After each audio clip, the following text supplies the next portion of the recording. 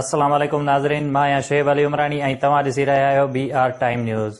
सभ खां पहिरियां शामिल कंदासीं हीअ रिपोर्ट। पाकिस्तान डेमोक्रेट मूवमेंट पारां हुकूमत ख़िलाफ़ गुजरांवाला खां पोइ कराचीअ में बि सियासी ताक़त जो मुज़ाहिरो।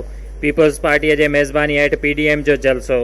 पीपल्स पार्टीअ जो चेयरमैन बिलावल भुट्टो ज़रदारी, नून लीग जे नायब सदर मरियम नवाज़, PDM जो सदर मौलाना फज़लुर रहमान ऐं ॿिया अॻवान जलसे में मौजूद। जलसे जी शुरूआत खां अॻु कारसाज़ सानीअ जे शहीदनि लाइ इज्तिमाही दुआ पिणु घुरी वई। कारकुननि जो जोश ऐं जज़्बो ॾिसण वटां। नून लीग जी सदर मरियम नवाज़ चयो आहे त इमरान ख़ान जी धमकियुनि खां डिॼण वारा न आहियूं। वज़ीर आज़म जी तक़रीर हिकु हारायल शख़्स जी तक़रीर हुई। हुकूमत खे कुझु नज़र नथो अचे, इंशाअल्लाह कुझु ॾींहंनि में सभु कुझु नज़र अची वेंदो। मरियम नवाज़ एयरपोर्ट खां रैलीअ जी सूरत में मज़ार क़ाइद ते हाज़िरीअ बैदि गुलनि जी चादर चढ़ाई। वफ़ाक़ी वज़ीर असद उमर चयो आहे त 11 जमायती इत्तेहाद खे कराची अचण ते भलीकार चऊं था। कोरोना वबा जे दौरान जलसो SOPs तहत हिकु मुजरमाणो अमल आहे। कराचीअ में प्रेस कॉन्फ्रेंस कंदे असद उमर चयो त नवाज़ शरीफ़ पंहिंजी करप्शन बचाइण लाइ सदाईं क़ौमी इदारनि सां टकराव में रहियो आहे। PDM जी तहरीक बि पंहिंजे चोरी बचाइण लाइ आहे। वफ़ाक़ी वज़ीर अली ज़ैदीअ चयो त इमरान ख़ान नओं बाल वरितो आहे, विकेट ते बाउंस आयो आहे, 2 बार ऐं मौलाना पंहिंजी चोरी बचाइण लाइ निकिता आहिनि। वज़ीर आज़म को एहसास हो कि अब अपनी कुर्सी छोड़े।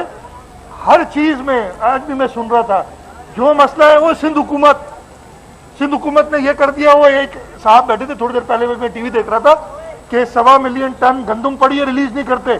और भाई रिलीज गंदम की सितंबर के एंड में होती है हमेशा, पता नहीं है ना उनको, नए आए। हर चीज को ब्लेम सिंध गवर्नमेंट पे करते हैं। अगर इतनी सिंध गवर्नमेंट ताकतवर है कि तुम्हें चलने नहीं दे रही है, निकलो इधर से, खाली करो कुर्सियां, हम तुम्हें बताते हैं। बिलावल भुट्टो ज़रदारी साहब बताते हैं। वॾे वज़ीर मुराद अली शाह चयो आहे त हर नाअहलीअ जो इल्ज़ाम सिंध ते हणंदड़ हुकुमरान सिंध सरकार खे एॾो मज़बूत सम्झनि था त कुर्सी छॾे हलिया वञनि। असां ई बिलावल भुट्टो ज़रदारी हुकूमत हलाए ॾेखारींदासीं। कराचीअ में मीडिया सां ॻाल्हाईंदे वॾे वज़ीर चयो त वज़ीर आज़म अंदरां घबरायल आहे। कराचीअ में कारसाज़ सानीअ जी वरसीअ खे जलसो करण लाइ PDM जा थोराइता आहियूं। बेटन ॾांहुं वेंदड़ रैलीअ खे रोकण वारे सवाल जे जवाब में वॾे वज़ीर चयो त मूंखे रैलीअ जी ख़बर न हुई। बेटन वारी रैलीअ जी अॻुवाट ख़बर हुजे हा त ईअं न थिए हा। बेटन बाबति सदारती आर्डीनेंस जी का हैसियत न आहे। JUI सरबराह मौलाना फज़लुर रहमान जी कराची वारे जलसे में शिरकत खां अॻु आसिफ़ ज़रदारीअ सां मुलाक़ात। मौलाना फज़लुर रहमान निजी इस्पताल में दाख़िल अॻूणे सदर आसिफ़ अली ज़रदारीअ सां मुलाक़ात करे अयादत कई। ॿिन्ही अॻवाननि विच में PDM जे जलसनि ऐं सियासी सूरत हाल बाबति ॻाल्हियूं। मरियम नवाज़ जी मज़ार क़ाइद ते हाज़िरीअ दौरान कैप्टन रिटायर्ड सफ़दर जी मज़ार अंदरि नारेबाज़ी। कैप्टन सफ़दर वोट को इज़्ज़त दो ऐं मादरी मिलत ज़िंदाबाद जा नारा लॻाया।